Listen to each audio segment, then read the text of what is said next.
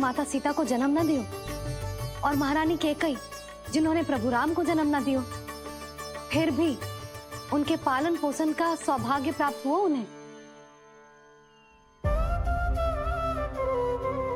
कल्पना करो पंडित जी, कितने पुण्य अर्जित किए होंगे उन्होंने पिछले जन्म में, कितनी तपस्या की होगी कि जिनकी गोद में सारा संसार है वो श्री नारायण और माता लक्ष्मी उनकी गोद में खेले।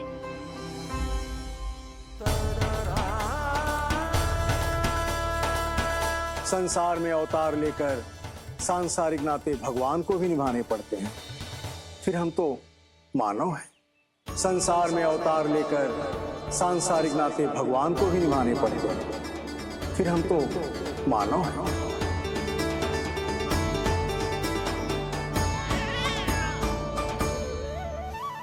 जो हो रहा है और जो भी होता है सब उनकी ही इच्छा से होता है नंदराज, इसलिए आगे का मार्ग भी वही दिखाएंगे। तो आपने मुझे मेरे प्रश्नों के उत्तर दिला ही दिए।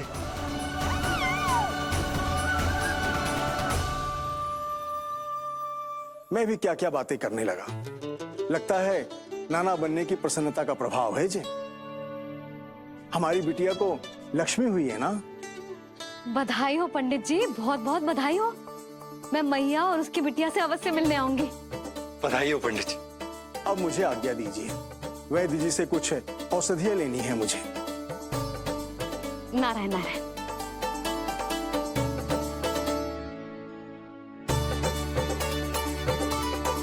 आजा लल्ला, आजा।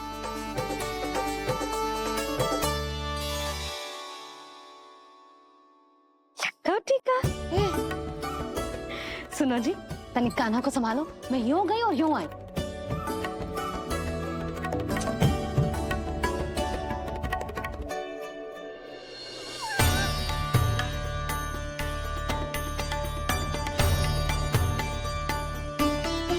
क्या हुआ? मैं देख रही हूँ नामकरण के बाद से एक बार भी आपने कान्हा को गोद में ना लिया है। सब ठीक है ना? हाँ, सब ठीक है। अब सब ठीक है। लो मेरा लल्ला।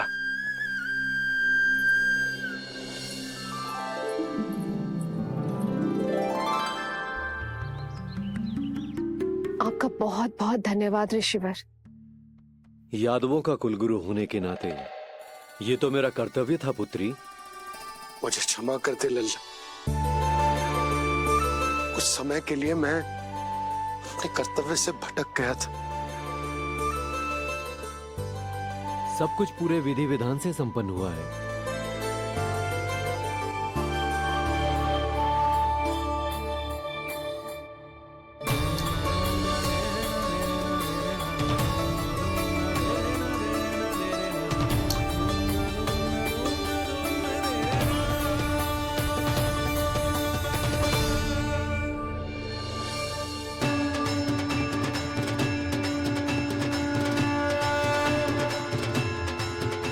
जो नाम मैंने दिया है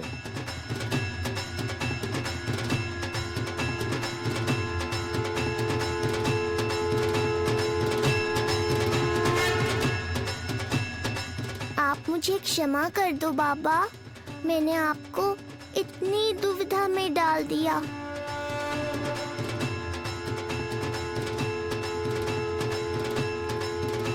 और इस तरह नंद को सब कुछ पता चल गया। आप दोनों चिंता मत करिए, सब ठीक है। अब मैं आपके 6 पुत्रों का श्राद्ध कर्म करूंगा।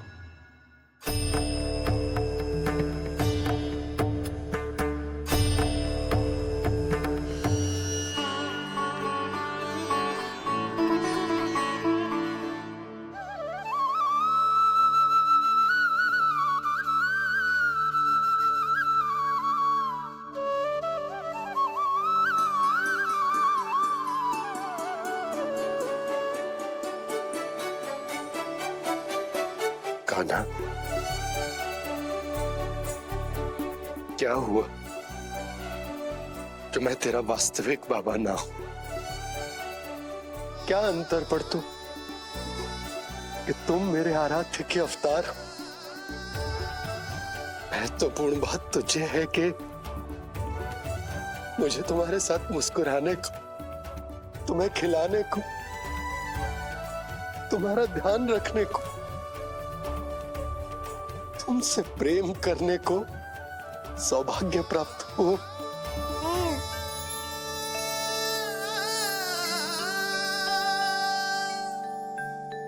बाबा, सत्य जानने के बाद अब आपको केवल प्रेम ही नहीं करना है, मुझे डांटना भी है जब मुझसे कोई भूल हो जाए या मैं कोई शरारत करूं। तुमने मुझसे कुछ कही कान्हा, पर ये सब जानने के बाद तुम्हें कैसे डांट सकता हूँ? बताओ ना कि कैसे मैं तुम्हें ये वो कहूँ? सब आप मुझ पर छोड़ दो बाबा। शीघ्र ही जीवन की माया आपको अपने प्रभाव में ले लेगी और आप ये सब भूल जाओगे। पर जब जब मेरी दिव्यता की झलक संसार को मिलने वाली होगी और मेरा सत्य मैया को पता चलने वाला होगा, तब तब आपको इसका स्मरण हो जाएगा। इसका अर्थ है कि गुरुवर ने सही कहा था। श्री हरि की आंखों में भी आंसू आ गए थे, ममता के लिए तरसने लगे थे वो। इसीलिए उनके इस अवतार का मुख्य उद्देश्य है माँ की ममता का अनुभव करना। ये सत्य है कि इस अवतार का मुख्य उद्देश्य माँ की ममता का अनुभव करना। वो तो है बाबा, पर उसके साथ साथ आपका प्रेम पाना भी है। जानते हो, किसी संकट की स्थिति में आपको सब कुछ स्मरण क्यों आएगा? ताकि आप मैया को सत्य पता चलने से रोक पाओ। बोलो बाबा, आप मेरी सहायता करोगे ना?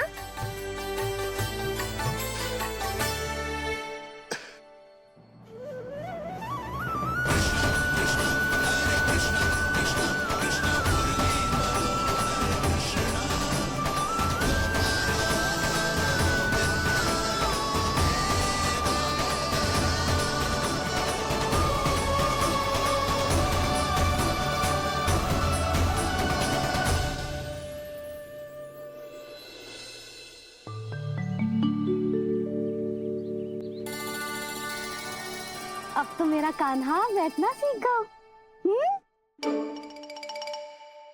अब आगे से मैया कार्य करेगी तो कान्हा मैया के निकट ही बैठेगा। कितनी अच्छी तरह से बैठने लगो मेरा कान्हा। तेरे बाबा कुछ अधिक ही व्यस्त हैं आज।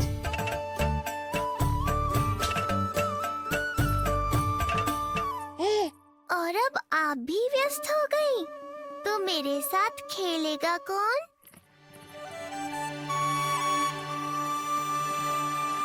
लल्ला, कान्हा, लो भाभी, खिले हुए फूल भी ले आई हूँ और शीघ्र ही जाके तरकारियाँ भी ले आऊंगी। अच्छा हुआ जानकी आ गई, अब यही खेलेगी मेरे साथ। अरे जे क्या, फिर से पानी निकाल रहे हो? बस बस कान्हा, अब खेल में मत लगा मुझे। बहुत सारे कार्य पड़े हैं करने को। ये भी कार्य करने चली गई, अब मैं क्या करूं?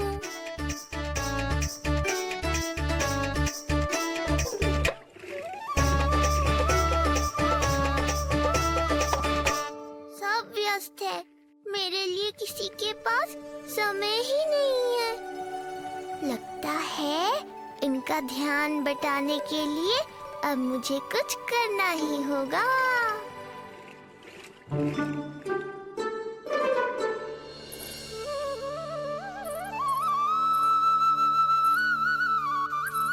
नंद जी,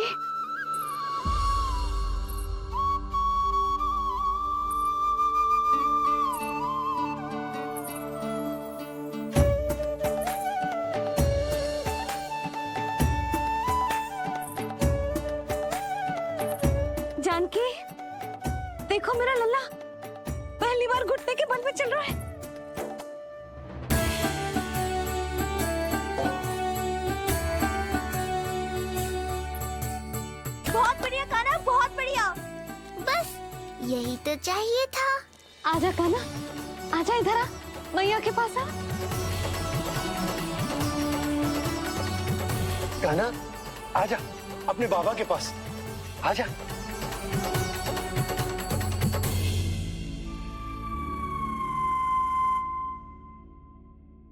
मैंने कहा था ना बाबा, शीघ्र ही आपको सांसारिक माया जकड़ लेगी और आप सब भूल जाओगे। देखा मेरे लल्ला को, अभी अभी तो इसने चलना सीखो है, पर अभी से इतना प्रवीण हो गए हो। आपका लल्ला, मेरा लल्ला मुझ पे गया है जी, इसीलिए तो इतनी शीघ्र इतना प्रवीण होगा, है ना लल्ला? आजा लल्ला, आजा अपने बाबा के पास, आजा।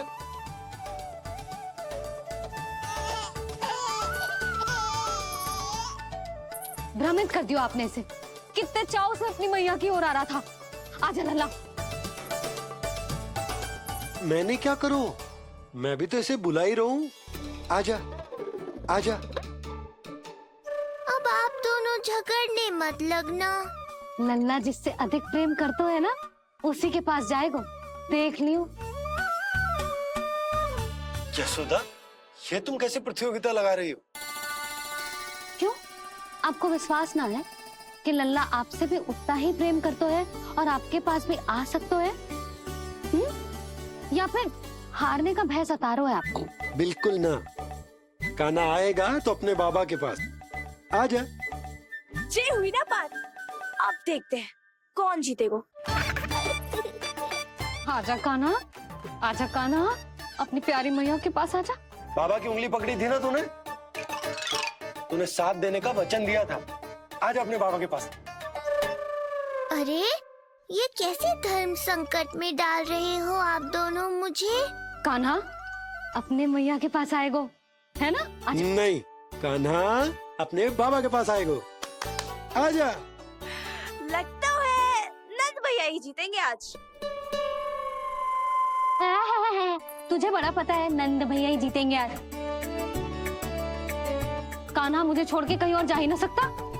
और तू तो तरकारी लेने जा रही थी ना, जा। हाँ हाँ, बस जा ही रही हूँ।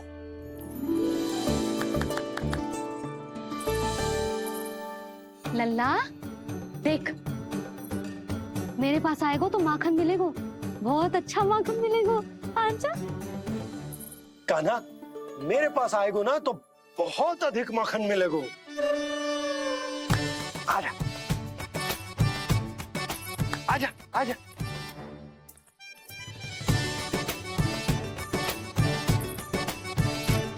कान्हा आ जाओ।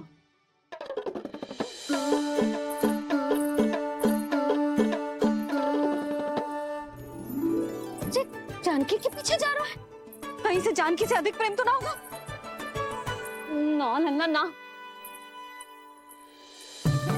क्यों रे लल्ला, जे करेगा तू मेरे साथ है? यशोदा, ये सब परिहास की बात, सबका कोई विशेष अर्थ ना है।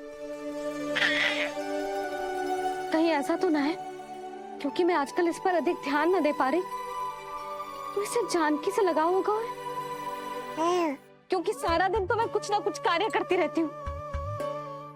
सुनो जी, इसे भ्रम तो ना होगा कि इसकी मैया है कौन? यशोदा, ऐसा कभी हो सकता है क्या? तुम कुछ अधिक ही सोच रही हो। वही तो, किसी संतान को अपनी मैया के बारे में भ्रम हो ही नहीं सकता। ना, जे आपके पीछे भी चला जाता ना तो ठीक था, किंतु जे तो जानकी के पीछे चला गया।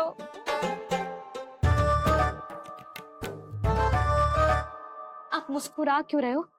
हाँ बोलो ना, ये संभव है क्या? लो, तुम्हारी इस प्रतियोगिता के चक्कर में मैं तो भूल ही गया कि उपनंद भैया को लेन देन बताना है, वो मेरी प्रतीक्षा कर रहे होंगे। मैं चलता हूँ।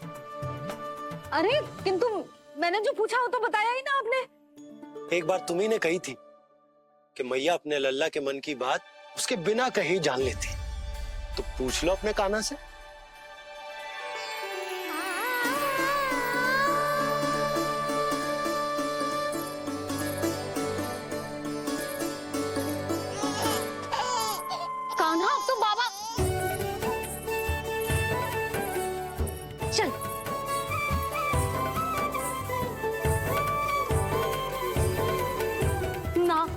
ना लल्ला, कुछ और ना। बाबा से प्रेम है, जानकी से प्रेम है, बस अपनी मैया से ना है ना। अरे मैया, ऐसी बात थोड़ी ना है।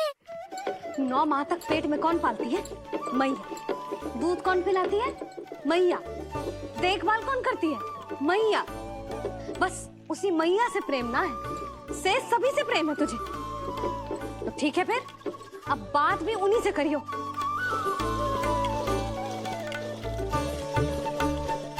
मैया तो क्रोधित हो गई, मनाना पड़ेगा।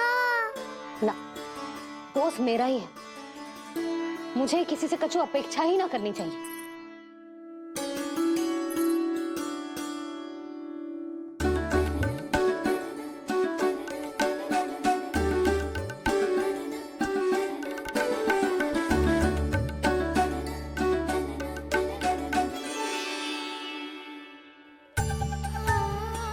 आहा, अब स्वयं को प्रेम चाहिए तो चापलूसी कर रहे हो?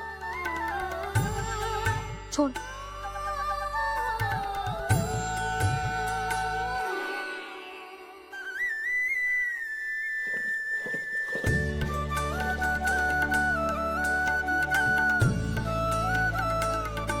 ना, अब बिल्कुल ना आऊंगी तेरे झांसे में। तू और तेरे बाबा दोनों एक समान हैं।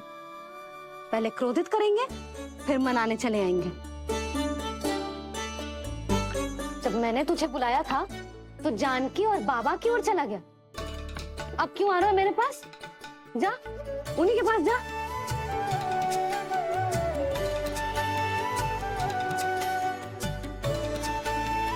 देख लल्ला, अब अपनी जे प्यारी सी मुस्कुराहट दिखा के ना मुझे मनाने का प्रयास मत ही कर।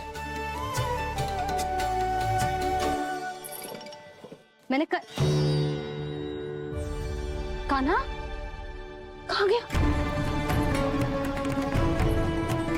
कहाँ गया कान्हा? कान्हा कहाँ थे अब तक? पहले ही क्यों नहीं बताया कि ऋषि गर्ग की क्या योजना है? बता, क्या देखा, क्या सुना? महाराज, मैंने पूर्ण प्रयास किया किंतु मुझे कुछ भी नहीं सुनाई दिया। दबाव बढ़ा।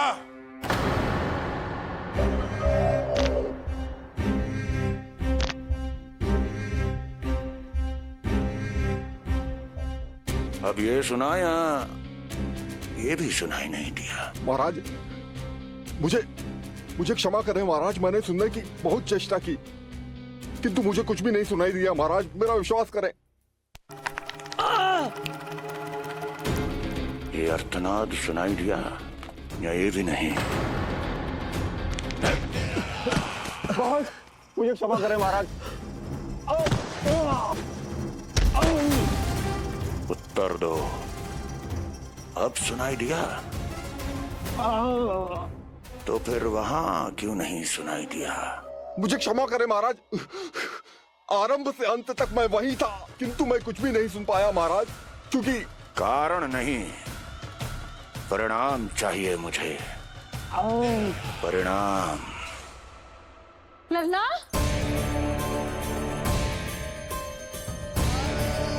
लल्ला कहाँ छुप गए तू? कान्हा, कान्हा, सामने आजा मेरे लल्ला। कहाँ है?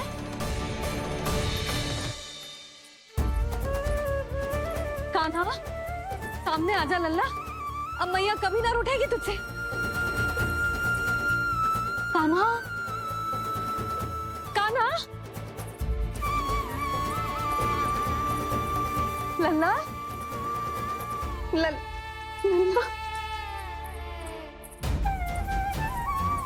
लल्ला देख, सामने आ जा, नहीं तो तेरी मैया मर जाएगी। लल्ला, कान्हा, कान्हा न जाने कहाँ चला गया है। अभी तो यही था, न जाने कहाँ चला गया है। तो उसकी पायल है, कहीं बाहर तो ना चला गया?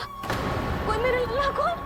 यशोदा, कोई ना लेगो होगा लल्ला को, और वो स्वयं भी कहीं ना जाएगो, यहीं कहीं होगो।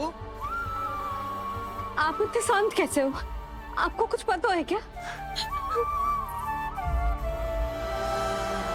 ये क्या है? एक पायल अभी भी उसके पैर में है, और है तो अपनी मैया का ही लल्ला, एक जगह टिकेगो ना हो, इसीलिए कह रहा हूँ कि मैं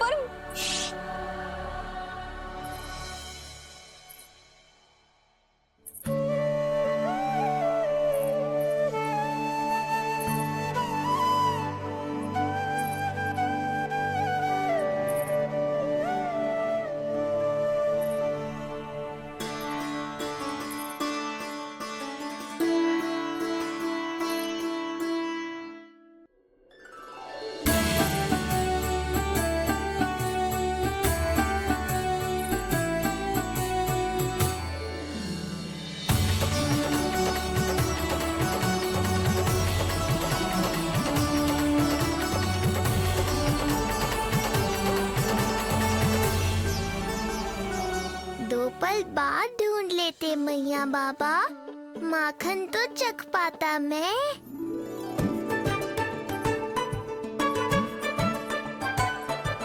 ये क्या कर रहे है तू?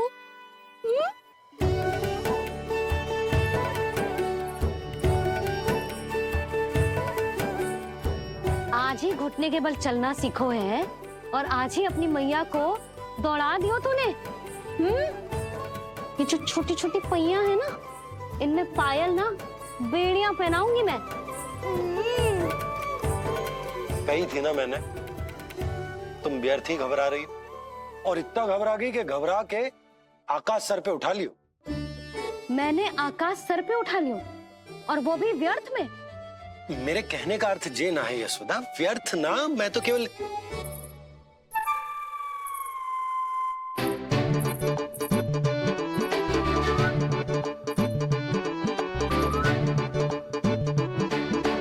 इसका अर्थ ये है कि कान्हा जानकी के पीछे ना जा रहा था। जब आप भी बाहर जा रहे थे तो जे आपका पीछा ना कर रहा था। इसे तो बस बाहर जानो है। क्या चल रहा है? हाँ, चल चल अंदर चल। बाहर जानो है? अभी अभी घुटने के बल चलना सीखो है, और अभी से बाहर जाना है? असंभव। क्यों? क्यों का क्या मतलब? इतने छोटे से बालक को कोई बाहर ले जाता है क्या? हाँ यशोदा, यदि ये बाहर ना जाएगो तो संसार के बारे में समझेगो कैसे? सुनो, इसका निष्क्रमण संस्कार भी आज ही करा देते, सीधा इसे मंदिर लेकर जाते। ना ना, इतनी शीघ्रता की कोई आवश्यकता ना है। जे देखो देखो बाहर कितनी धूप है। धूप कहाँ है यशोदा? बादल है बाहर तो। हाँ तो वर्षा हो गई तो मेरा कान्हा भीग जाएगा, उसका स्वास्थ्य बिगड़ जाएगा ना। बहाने क्यों बना रही हो यशोदा? तुम भी जानती हो कि ये वर्षा वाले बादल ना है, और कब तक इसे भीतर रखोगी? तुम भी इसके साथ वही कर रही हो जो रोहिणी भाभी ने इसके बलदाऊ के साथ किया। मैया मान जाओ ना। और उस दिन तो तुम रोहिणी भाभी को इतना अच्छे से समझा रही थी, आज तुम्हें क्या होगा? अभी तो इसने घुटने के बल चलना सीखो है यशोदा।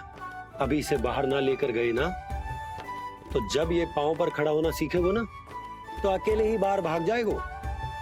नाना, मेरा कान्हा अकेले कहीं ना जाएगा। यशोदा, तो फिर अभी इसे ले जाने दो और गोकुल घुमाने दो।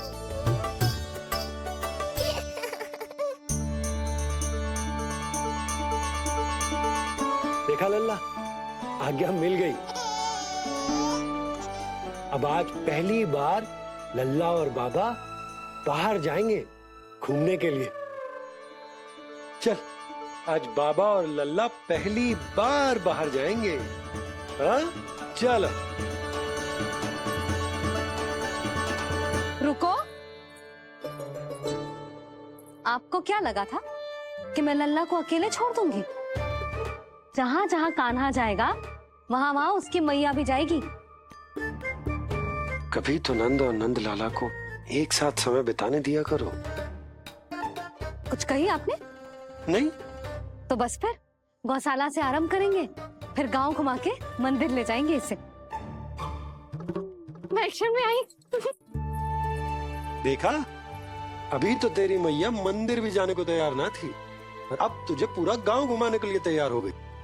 इससे पहले कि इनके मस्तिष्क में कोई नया विचार आ जाए, यहाँ से चले चलो बाबा, शीघ्र चलो। दया कीजिए, दया निदान, क्षमा कर दीजिए।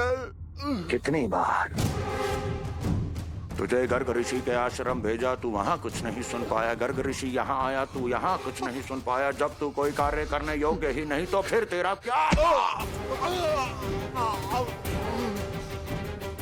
स्मरण करें महाराज, स्मरण करें कि आपको भी एक नाम बार बार सुनाई देता था। आप अपने कानों पे हाथ रख के यहाँ वहाँ घूम रहे थे, छटपटा रहे थे, किंतु हम में से किसी को भी उसका स्वर नहीं सुनाई दे रहा था। महाराज स्मरण कीजिए। कृष्ण कृष्ण कृष्ण कृष्ण कृष्ण। जैसे उस बालक के जन्म के समय आपके कानों में ध्वनियां गूंज रही थी।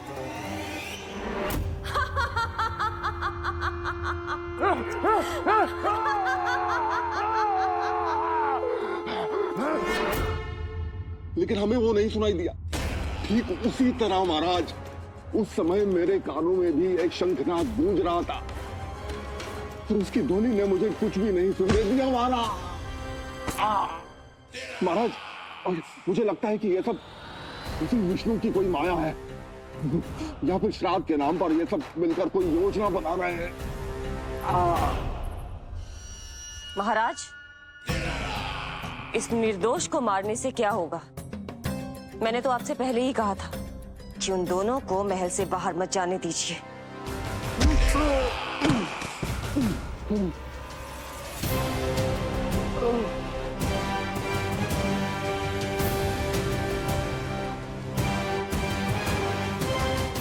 सही कह रही हो तुम। इसको मार के क्या होगा?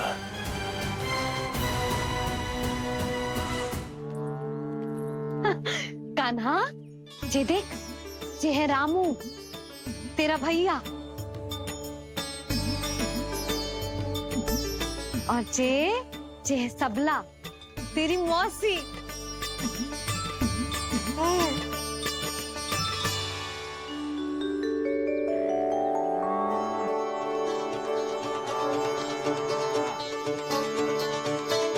देखो जी, कान्हा को देख के सबला की भी ममता उमड़ आई। सुनो, पूरा गांव घुमानो है, उसके पहले ही मेरे कान्हा की बुरी दृष्टि उतार लेते हैं, नहीं? अच्छा। हे गौ माता, आज तुम्हारा भतीजा पहली बार घर से बाहर निकल रहा है, इसे सबकी बुरी दृष्टि से बचाइयो।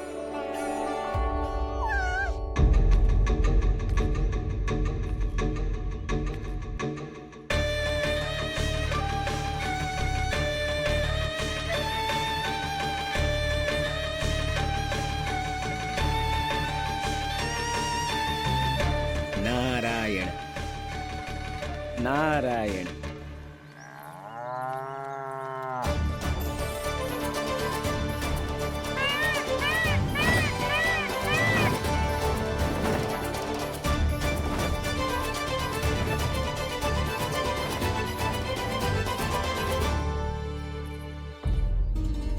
देखा प्रभु, लोग आपके चपलासुर का कितना सम्मान करते हैं, पर आपके दरबार में मुझे आपका चापलूस कह के ही पुकारते हैं प्रभु कंस। पर अब ये सब बदल जाएगा। अब लोग मुझे प्रभु कंस का चापलूस नहीं, विशेष विश्वास पात्र कहकर बुलाएंगे। ये नया सिंहासन उसके लिए है जो मेरा विश्वास पात्र बनेगा, मेरे दाहिने हाथ की तरह। इसीलिए तो यहाँ आया हूँ मैं, ये देखने आपके प्रभु कंस का कार्य करने के लिए सब लोग इतना हिचक क्यों रहे हैं? ऐसा क्या है उस बालक में?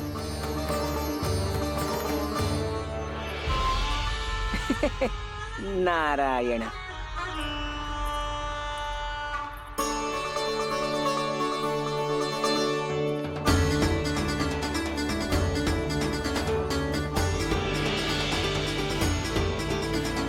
नन्ना, जी देख, ये है तेरी प्रभावती मौसी का घर।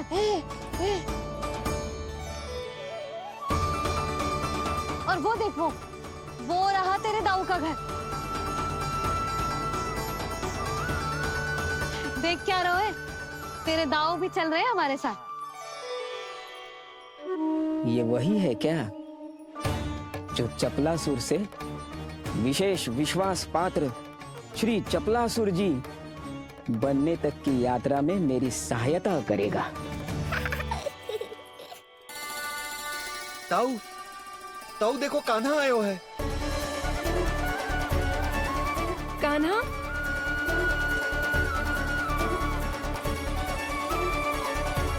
घर से बाहर आकर तो और भी निखर गए हो गोकुल का राजकुमार। हाँ, अपना पहला गांव दर्शन में बड़ा आनंद ले रहा हूँ लल्ला। सच्ची कहीं भोला भाई, आज कछु अधिक ही प्यारा लग रही है जे। जी क्या भीड़ लगा रखी है तुम सबने? हाँ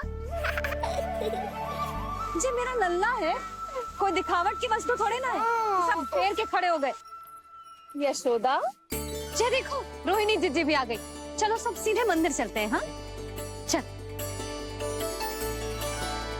ताऊ, बड़े होने के नाते आपको मुझे घुमाना चाहिए, पर ध्यान रखना, आज आपको मैं ले जा रहा हूँ मंदिर।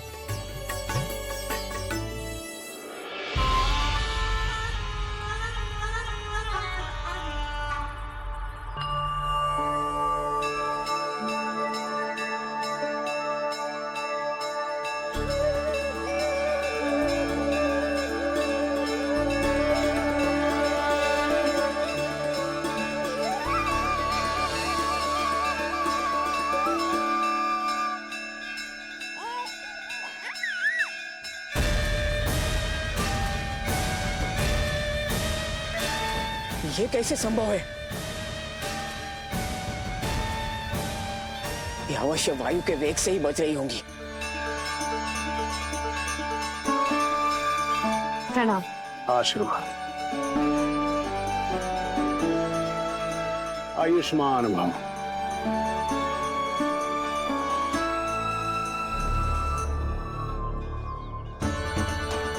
अरे जशोदा जी, कान्हा को पहली बार मंदिर लेके आई हो ना? बहुत ही अच्छे समय पे आई हो। देसी घी का हलवा बनाया मैंने प्रसाद में। इतनी अच्छी सुगंध, हलवा तो स्वादिष्ट लग रहा है। चलो, कुछ तो अच्छा किया सुलक्षणा चाची ने।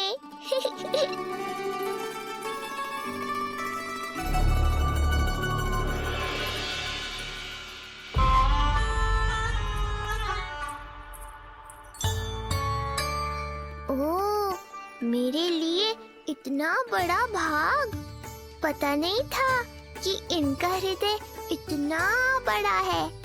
सबको प्रसाद दे दियो, अब स्वयं भी तो खाना चाहिए। अरे चाची, पहले मुझे तो खिला देती।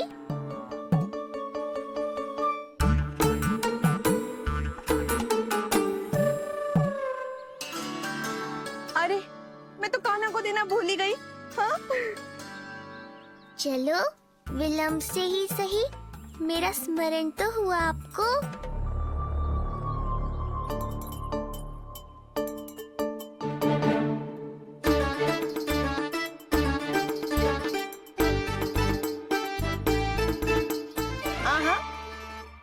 अभी नहीं खाना, तनिक बड़ा हो जाना, फिर खाना जितनी इच्छा हो।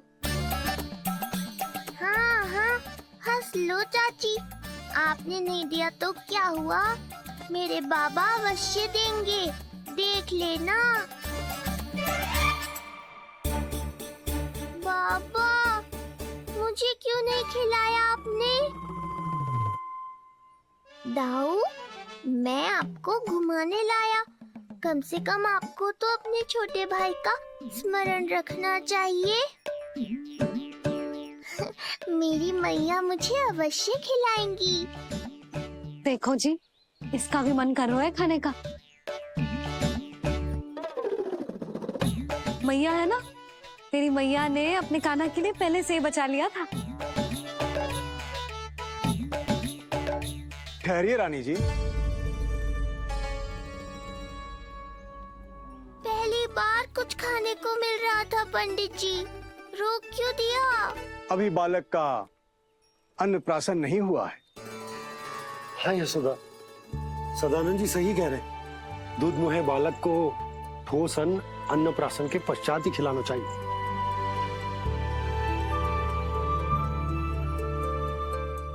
ना लल्ला, तू बस अन्नप्राशन तक रुक जा। उसके बाद तू जो कहेगो ना, तेरी मैया खिलाएगी तुझे। ये तो साधारण सा बालक है, बहुत ही सरलता से मैं उसे अपने मार्ग से हटा दूंगा।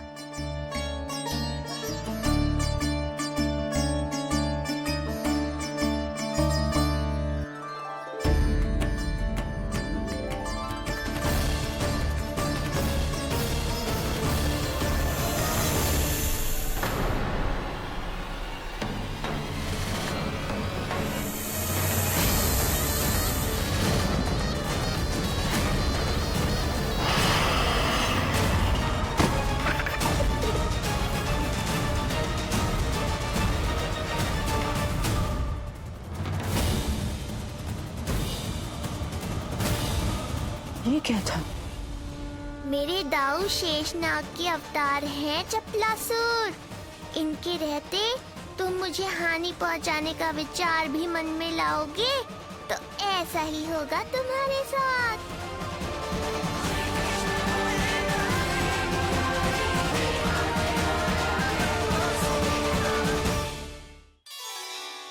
दाऊ, अकेले अकेले प्रसाद खाकर ठीक नहीं किया आपने। पंडित जी, जे हमारा कान्हा घुटने के बल चलने लगो तो क्यों ना इसका अन्न से परिचय करा दिया जाए। नंदराज जी, 2 दिन में पूर्णिमा है, बहुत अच्छा दिन है, तभी कर लेते हैं अन्नप्राशन संस्कार। 2 दिन की प्रतीक्षा और करनी पड़ेगी। जिज्जी, मेरा तो मन किया आज ही कर दूं अपने कान्हा का अन्नप्राशन। यशोदा, मैं तुम्हारी हृदय की पीड़ा समझती हूँ, पर तुम्हें और तुम्हारे लल्ला को 2 दिन और ठहरना है, ठीक है? अरे अरे अरे, बस भर गया।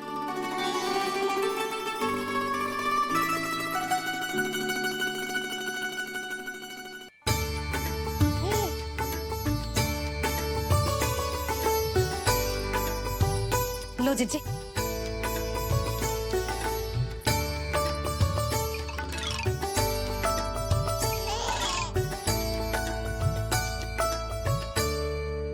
प्रसाद नहीं मिला तो माखन तो है।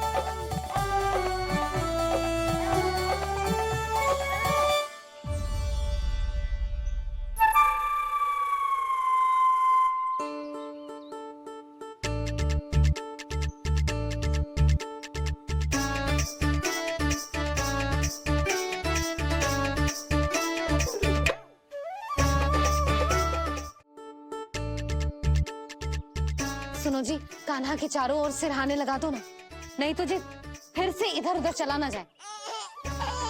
ये अच्छा सुझाव दिया तुमने, अभी लाए।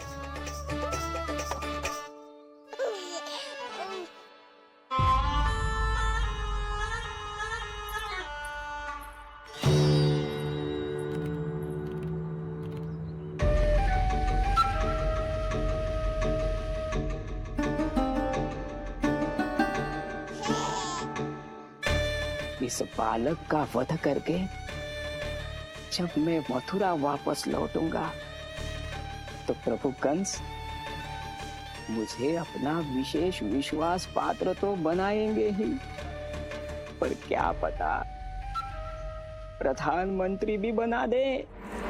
देवकी और वसुदेव अभी कहाँ हैं? अपनी संतानों के श्राद्ध के लिए ऋषि गर्ग के आश्रम जा रहे हैं। अब आप क्या करने वाले हैं महाराज? एक बार तो मैंने उन्हें प्राण दान दे दिया। बधाई हो कुंवर जी, अपनी पत्नी के प्राण बचाने में आप सफल हुए। दूसरी बार मैं उन्हें दंड देने निकला तो तुमने मुझे रोक दिया। बुद्धि बल का प्रयोग कीजिए स्वामी, शारीरिक बल की आवश्यकता नहीं। किंतु एक ही भूल को बार बार नहीं दोहराएगा कंस। मथुरा नरेश कंस के इस महल से वसुदेव और देवकी जीवित बाहर नहीं निकलेंगे, केवल उनके शव। कंस मामा, आप उनको छू भी नहीं सकते।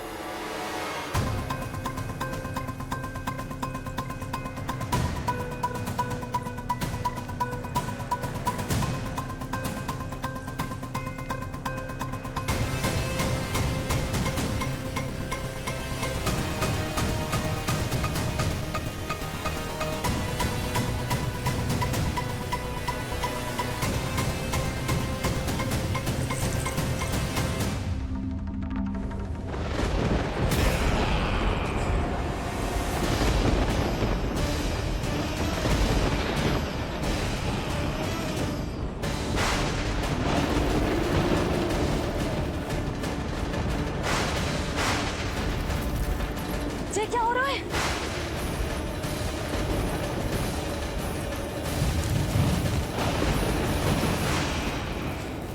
ये क्या हो रहा है?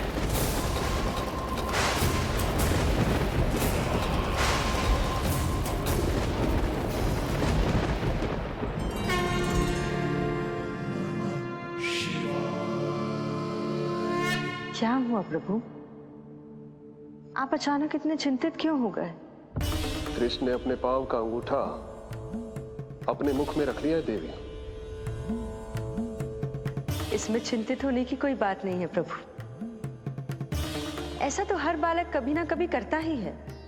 तो सखा कोई साधारण बालक नहीं है देवी पार्वती, तो भगवान है। यदि वो ऐसे ही अपने अंगूठे को मुख में रखकर खेलते रहे तो अवश्य ही आ जाएगी। कौन आ जाएगी प्रभु? प्रलय आ जाएगी देवी, प्रलय आ जाएगी देवी। हे नारायण, ये क्या हो रहा है?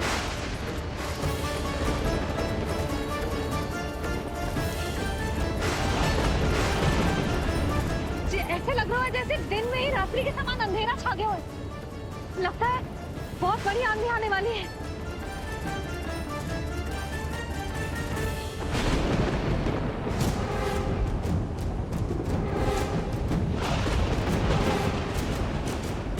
ये भीषण आंधी, ये मूसलाधार वर्षा, तुम दोनों ने ऋषि गर्ग के साथ मिलकर अवश्य कोई योजना बनाई है ना? बोलो बोलो, क्या है वो योजना? बोलो।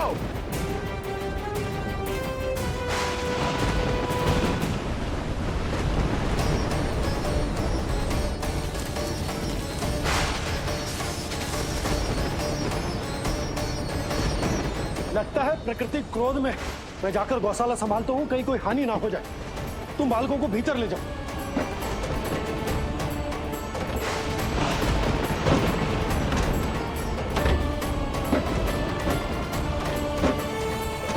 जीजी, द्वार और झरोखे बंद करते हैं। हाँ,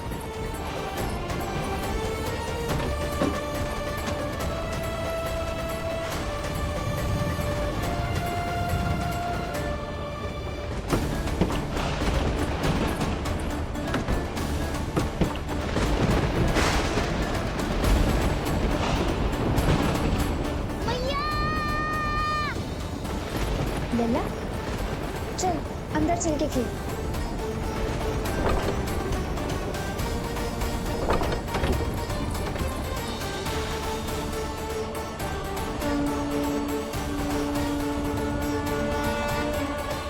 आपके सखा तो ध्यान निद्रा में चले गए हैं प्रभु।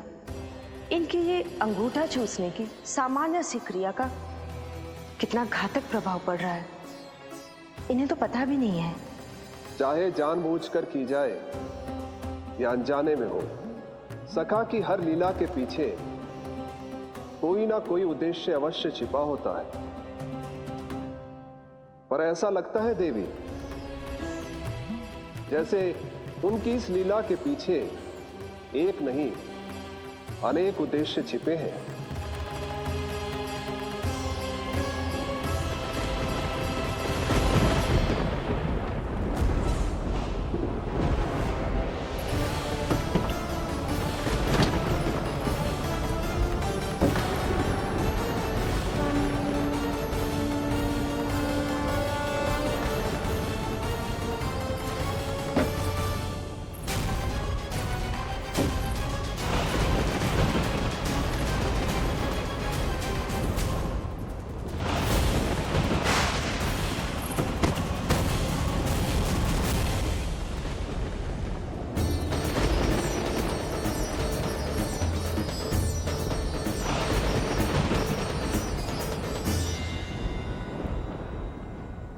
देख रही हो जीजी, प्रसाद ना मिली खाने को, तुझे पांव का अंगूठा ही चूसने लग गयो। कान्हा, ये क्या कर रहे है? अंगूठा मुंह से निकाल दे लल्ला। ये अच्छी बात ना है कान्हा। देख कान्हा, तू नींद में है, इसका अर्थ ये ना है कि मैया तुझे अंगूठा चूसने देगी। निकाल अंगूठा मुंह से। आज तो बड़ी शीघ्र इतनी गहरी निद्रा में सो गए हो तुम।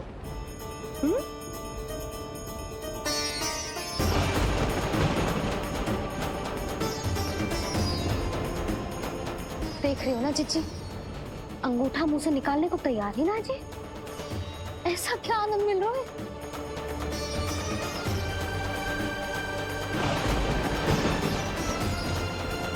अधिक बल भी ना लगा सकती, अत्यधिक नींद में है, कहीं इसकी आंख ना खुल जाए।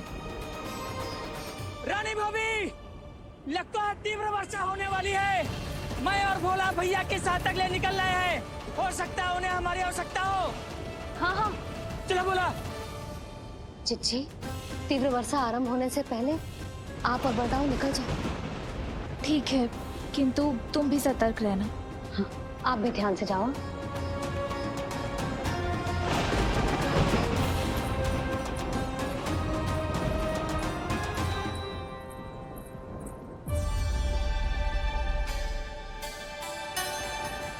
हे नारायण, वस्त्र बाहर सूख रहे हैं और फिर अन्नप्राशन वाले चावल भी रखे। भीतर करना होगा ना चांद की भी।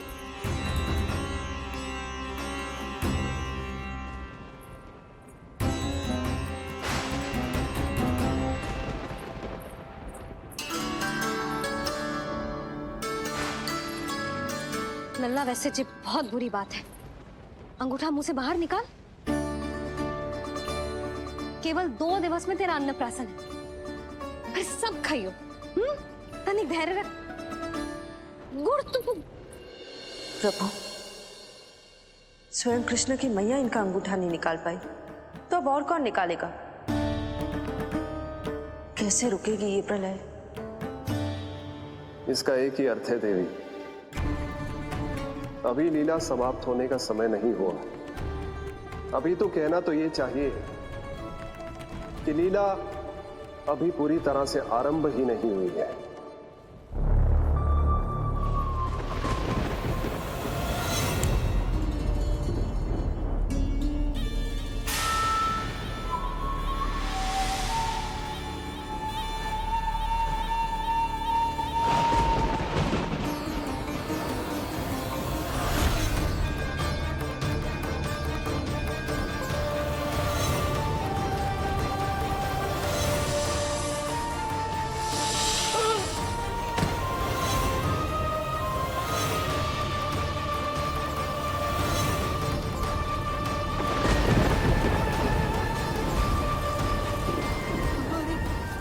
कंस ने प्रलय बुला ली, कंस ने प्रलय बुला ली।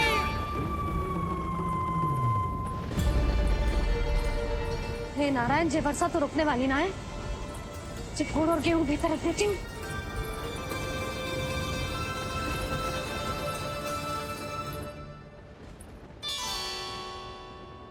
जे देख रहे हो गुड़, जे तेरे अन्नप्राशन के पकवानों के लिए ही है।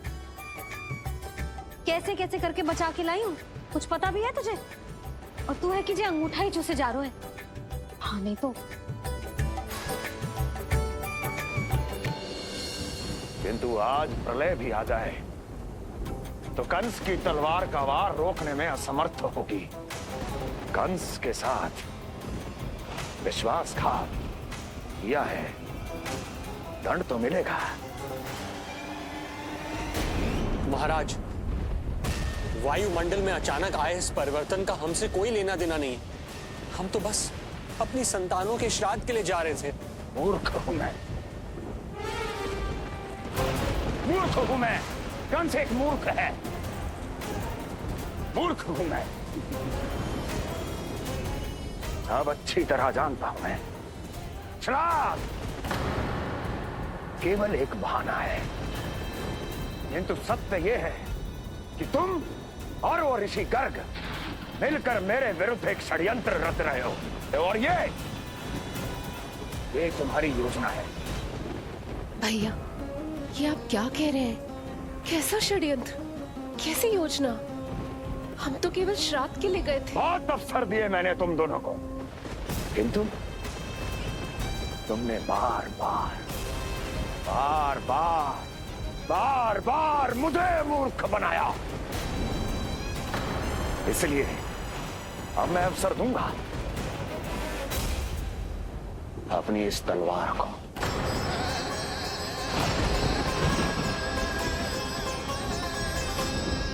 येन केन प्रकारेण साम दाम दंड भेद, कोई ना कोई युक्ति लगाकर मैं तुम्हारे उस बालक का वध कर ही दूंगा। पर उस क्षण का साक्षी बनने के लिए अब तुम दोनों को जीवित नहीं छोड़ूंगा मैं।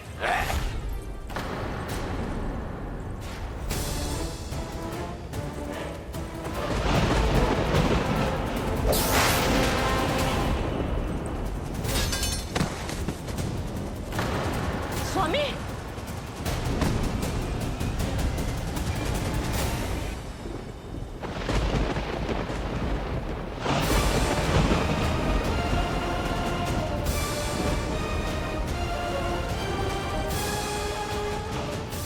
काल तेरी प्रिय बहन के गर्भ से उसकी 8वीं संतान बनकर जन्म लेगा और तेरा विनाश करेगा, विनाश करेगा, विनाश करेगा।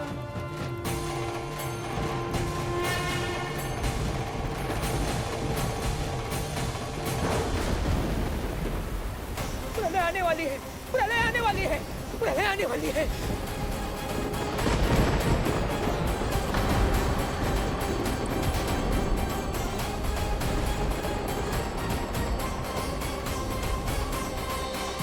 यदि कंस को रोकना, अपने माता पिता की रक्षा करना और चपलासुर के ब्रह्म को मिटाना ही इस लीला के उद्देश्य थे, तो ये सभी उद्देश्य पूरे हो चुके हैं प्रभु।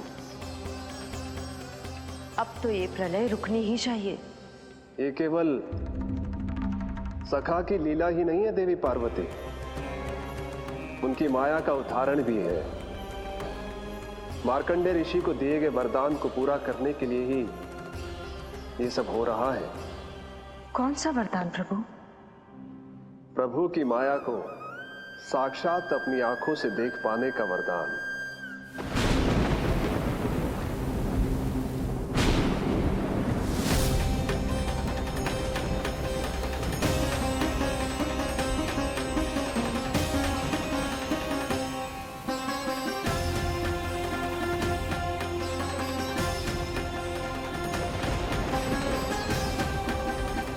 हे नारायण, क्या ये प्रलय है? क्या संसार समाप्त हो रहा है? तो फिर मुझे मिले इस जीवन का क्या अर्थ है?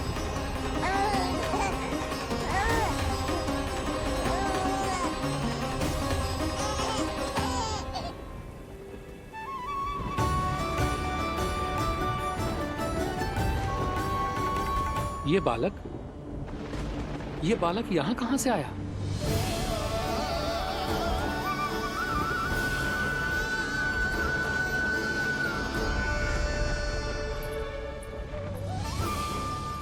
सोते हुए कितना निर्दोष लगता है जी। चारों ओर जल ही जल है, सब कुछ प्रलय में नष्ट हो रहा है, किंतु ये कितना निश्चिंत है ये। परंतु ये अद्भुत बालक है कौन?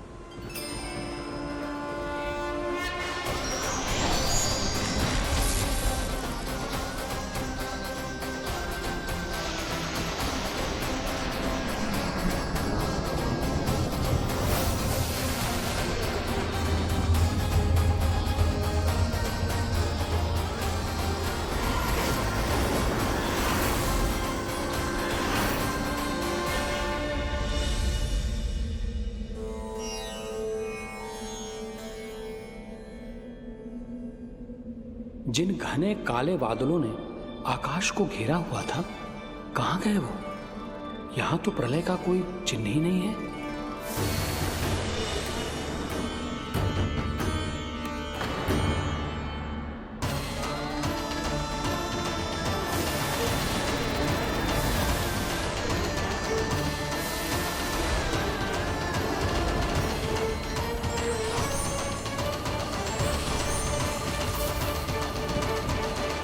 ये आप ही की माया थी ना प्रभु? मुझे इसका साक्षी बनाने के लिए आपका बहुत बहुत धन्यवाद। परंतु इसका अर्थ क्या है प्रभु?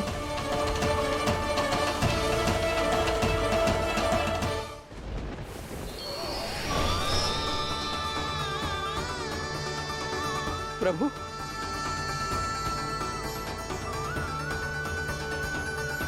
इसका अर्थ ये है कि ये मानव संसार वट वृक्ष पर स्थित है और मानवों का जीवन काल वट वृक्ष के पत्ते पर विश्राम करती एक जल की बूंद के समान होता है। वो बूंद जो किसी भी क्षण नीचे गिर सकती है। आपने तो स्वयं देखा है महर्षि, ये संपूर्ण जगत, ये महाब्रह्मांड मेरे ही भीतर स्थित है। ये उदाहरण है इस बात का कि जो दिखता है उसके कई स्वरूप होते हैं। जो आज आप देख रहे हैं वो पहले भी हो चुका है और आगे भी होगा। सब कुछ एक माया है।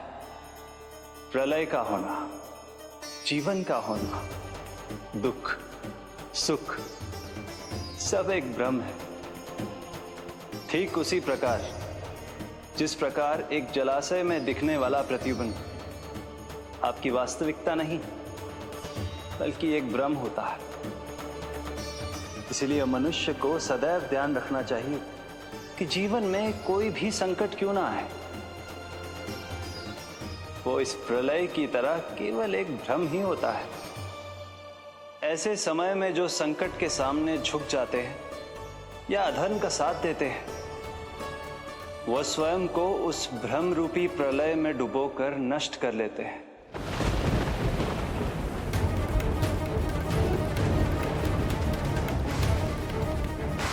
पर जो मेरी शरण में आकर संकटों का सामना करते हैं, वो स्वयं को कठिन से कठिन प्रलय से भी उभार लेते हैं। किंतु प्रभु, सभी व्यक्तियों में संकटों का सामना करने का साहस नहीं होता। कृपा करके आप कुछ ऐसा कीजिए जिससे आपके भक्तों को इतना बल मिले कि वो कठिन से कठिन परिस्थितियों का सामना भी सहर्ष कर सकें। मैं वरदान देता हूं महर्षि, पीपल के पत्ते पर बाल कृष्ण की इस छवि का स्मरण मेरे जो भी भक्त करेंगे, उनके साथ मेरा आशीर्वाद सदैव बना रहना। वो चाहे कितनी भी कठिन परिस्थिति में क्यों ना फंसे, बाल कृष्ण की ये छवि उन्हें उससे उभर पाने में सामर्थ्य प्रदान करेंगे।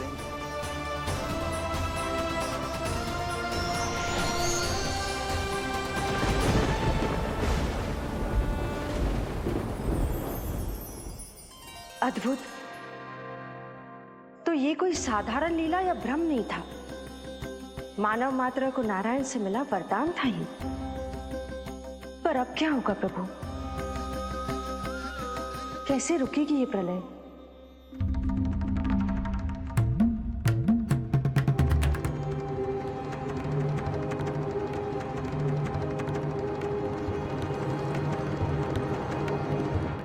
क्या सोच रहे हैं प्रभु? क्या आप रोकेंगे ये सब? नहीं प्रिय, ये कृष्ण की माया है, वही इसे रोक सकते हैं। पर मैं अपने सखा से भेंट करने अवश्य जाऊंगा। पर पिछली बार की तरह बिना उपहार लिए नहीं।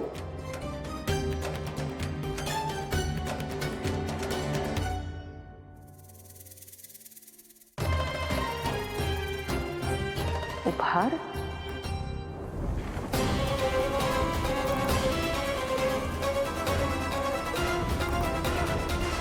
आप तो प्रलय का भी सामना करने के लिए तैयार थे ना भैया?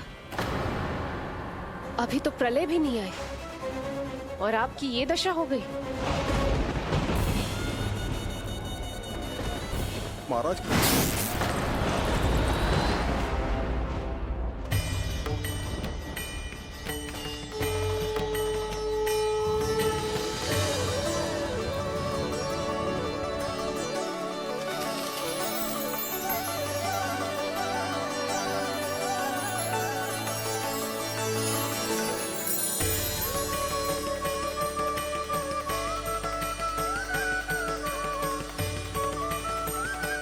महादेव, आप उपहार में ये निष्प्राण वस्तु देंगे अपने सखा को? सही पहचाना देवी, पर उपहार देने से पहले इसे आकार दूंगा मैं, क्योंकि प्राण तो इसमें बाल कृष्ण ही भरेंगे।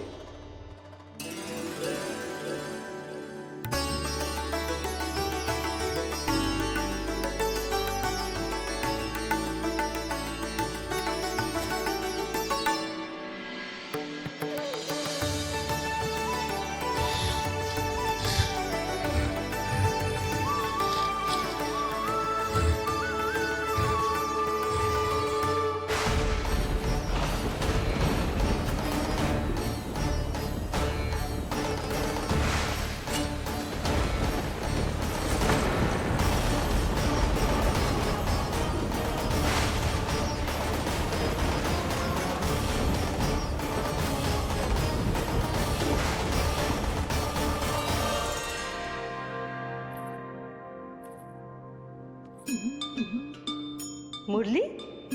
बस उन्हें मेरा उपहार अच्छा लगे। यदि यशोदा मैया ने आपको अपने सखा से मिलने से फिर से रोक दिया तो? इस बार चुपचाप छिपकर उनकी दृष्टि से बचकर जाऊंगा देवी पार्वती। उन्हें पता ही नहीं चलने दूंगा। संभालिएगा प्रभु। यदि यशोदा मैया ने आपको पकड़ लिया तो लेने के देने पड़ जाएंगे महादेव।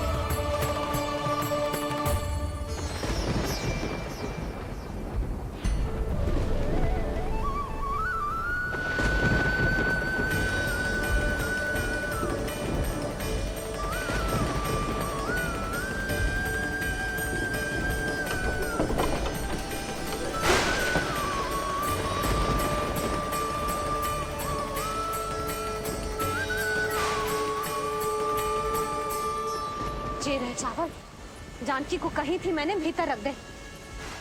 छोड़कर चली गई बाहर, कुछ याद ही ना रहते ऐसे।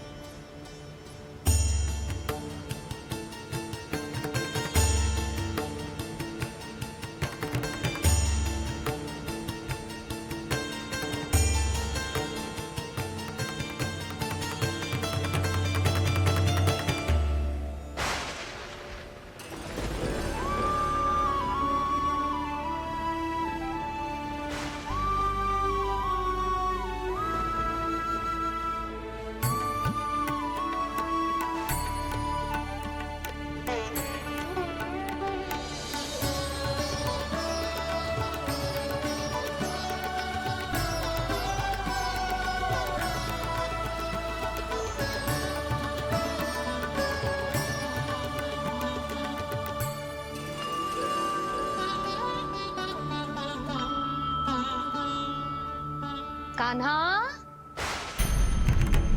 अंगूठा निकाल दे लल्ला, नहीं तो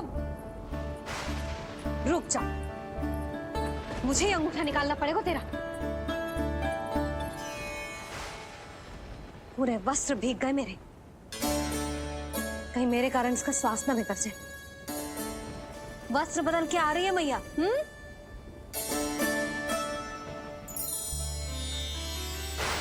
आ रही हूँ।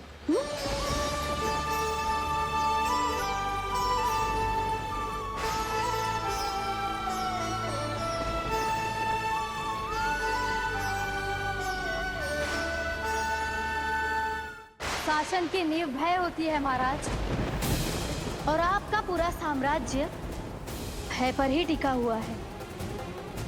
यदि आप भी इस तरह से भयभीत दिखाई देंगे तो आपके साम्राज्य को डगमगाने से कोई भी नहीं रोक पाएगा। एक बार आपने ही कहा था ना कि अपनी दुर्बलता कभी किसी को मत दिखाओ। प्रजा को भयभीत कंस नहीं, भयानक कंस दिखना चाहिए, भयानक कंस। अब आप ये सिद्ध कर दीजिए कि भय आपके शत्रु का नहीं, आपका शस्त्र है। महाराजा धीराज, कंस का शस्त्र।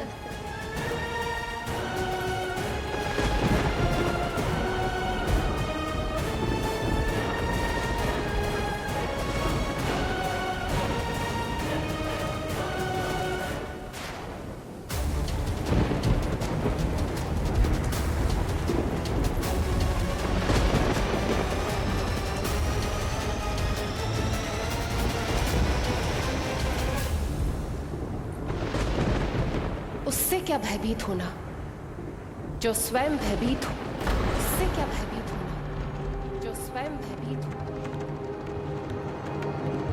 सखा, इस माया को विराम देने का समय आ गया है।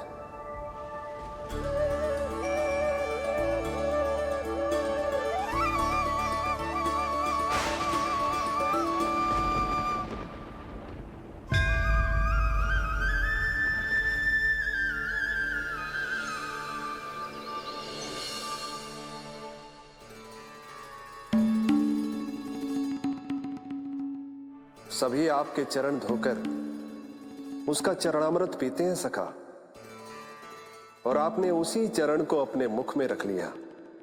यही तो सखा, मैं इस तथ्य से चकित था, इसलिए सोचा एक बार अपने चरणामृत का स्वाद स्वयं भी चख ही लिया जाए। अब जो उपहार लाए हैं वो शीघ्र ही दे दीजिए।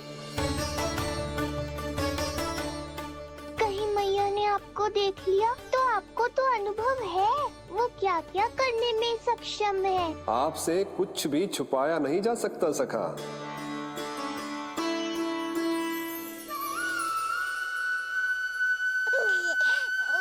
इन अधरों पे पाव के अंगूठे से अधिक ये मुरली शोभा देगी सखा।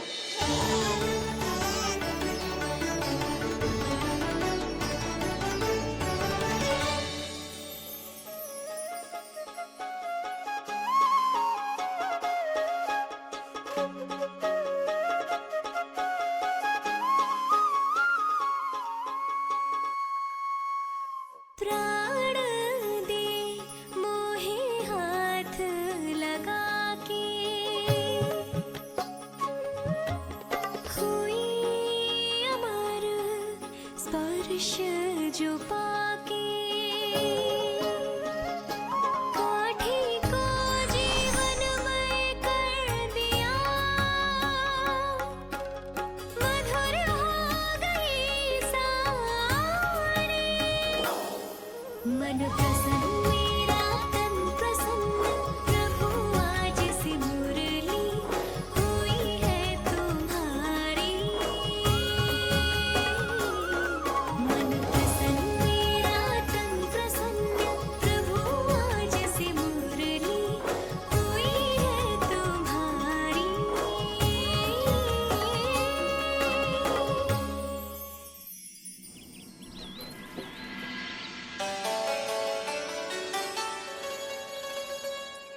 तुम्हारी भक्ति ने मेरा मन जीत लिया है मुरली। शीघ्र ही सारा संसार तुम्हें मेरे नाम से और मुझे तुम्हारे साथ से पहचानेगा।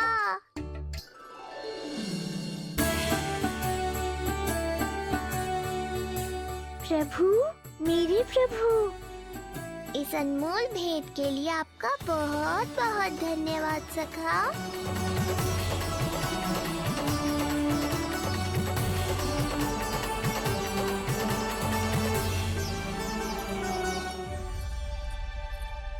सखा, मैया,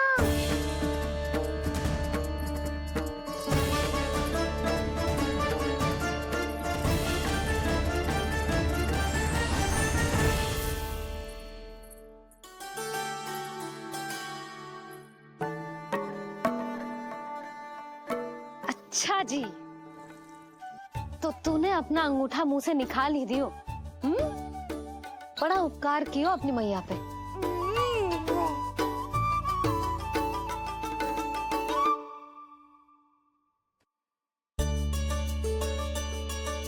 प्रभु, मैया, ऐसा मत करो, मेरी मुरली वापस दे दो मुझे। ये कहाँ से आई? मेरे सखा ने उपहार में दी है। मैंने तो सोचा भी नहीं था मैया कि मेरे अंगूठा मुंह में लेने से इतना सब कुछ हो जाएगा। तेरे मुख पे छाई ये धृष्टता की छाया साक्षी है। ये जो भी हुआ, ये तुम दोनों, उस ऋषि गर्ग और तुम्हारे उस पुत्र का किया धरा है, जिसे तुमने मुझसे छुपा रखा है। जो स्वयं दूसरों का बुरा करते हैं, उन्हें सदैव यही लगता है कि उनके पीठ के पीछे उनके विरुद्ध कोई न कोई षड्यंत्र हो रहा है। मुझे तनिक भर भयभीत देखकर इतना साहस आ गया तुझमें कि मुझे प्रति उत्तर देगी। लगता है तुम दोनों महाराज की तलवार के वार को भूल चुके हो। स्मरण करो, इतने वर्षों में इसने एक बार भी तुम्हें छुआ तक नहीं, लेकिन अनेकों बार तुम्हारे हृदय को रक्त रंजित कर चुकी है ये। मेरी इस तलवार ने तुम दोनों की 6 संतानों का रक्त चखा है और अब एक और संतान के रक्त में स्नान करने वाली है ये वो संतान जो गोकुल में पल रही है।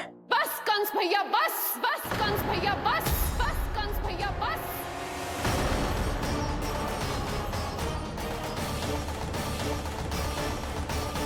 इतना दुस्साहस, तू मुझसे ऊंचे स्वर में बात करेगी अपने बड़े भाई के सामने? बड़े भाई जैसे कौन से कर्म किए हैं आपने? और अब जो कुकर्म करने की आप सोच रहे हैं उसमें भी असफल होंगे आप। देवकी। नहीं स्वामी, आज मत रोकिए मुझे। बहुत सह चुके हैं हम, बहुत मौन रह लिए, परंतु आज इन्हें सत्य का पता चलना ही चाहिए।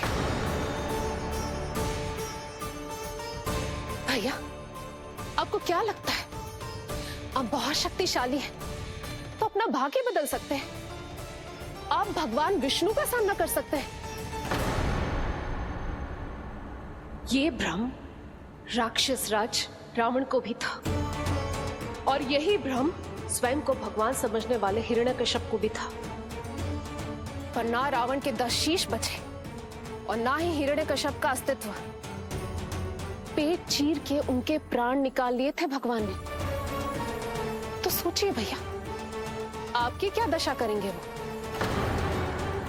मैं आज तक ये बात समझ नहीं पाई कि ये आपका अभिमान है या अज्ञान, जो आप भगवान विष्णु का सामना करने चले हैं। देवकी! इस क्रोध का आप कोई लाभ नहीं है भैया। अब तक मैं व्यर्थ ही आपसे भयभीत होती रही, परंतु अब और नहीं। जब हमारी रक्षा स्वयं भगवान विष्णु कर रहे हैं तो फिर आपसे कैसा भय? जब हमारी रक्षा स्वयं भगवान विष्णु कर रहे हैं तो फिर आपसे कैसा भय? तू क्यों मुस्कुरा रहा है? अब जे मत ही सोचना कि मैया फिर से अंगूठा चूसने देगी तुझे। अब उसकी आवश्यकता ही नहीं पड़ेगी मैया। पहले आकाशवाणी से सुना था, आज मैं दोहराती हूँ। आपकी मृत्यु भगवान विष्णु के अवतार द्वारा ही होगी। आपकी मृत्यु भगवान विष्णु के अवतार द्वारा ही होगी। आपकी मृत्यु भगवान विष्णु के अवतार द्वारा ही होगी।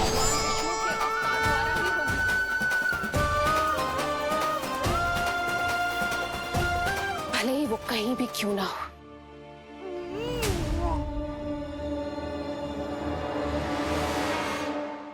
चाहे वो कहीं भी क्यों ना हो, मैं जानता हूं वो कहां है। देवकी, तूने बहुत बड़ी भूल कर दी मुझे चुनौती देकर। मैं चाहूं तो अभी इसी क्षण तुम दोनों का वध कर दूं, किंतु नहीं।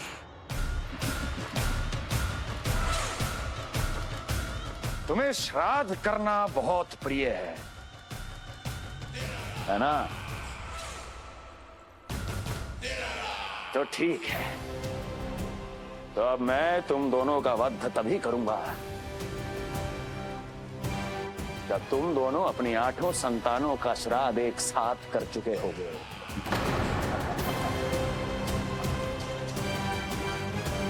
श्राद्ध की तैयारियां करो।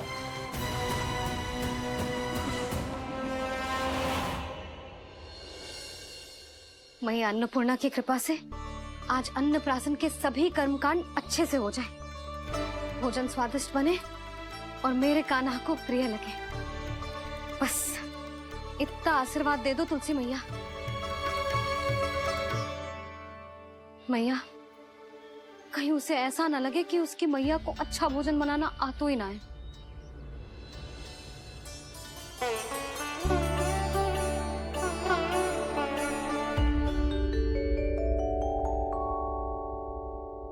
वाह मैया, इतने दिन तक तो कुछ खाने को दिया नहीं और अब जब खाने का अवसर आया है तो व्यग्र हो रही हो।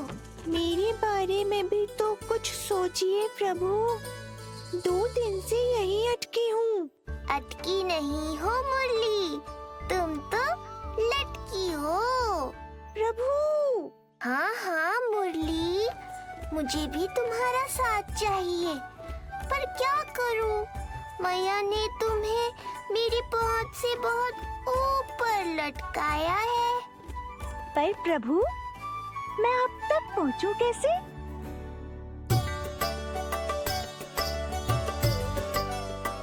प्रभु, सोचिए मत, कुछ करिए।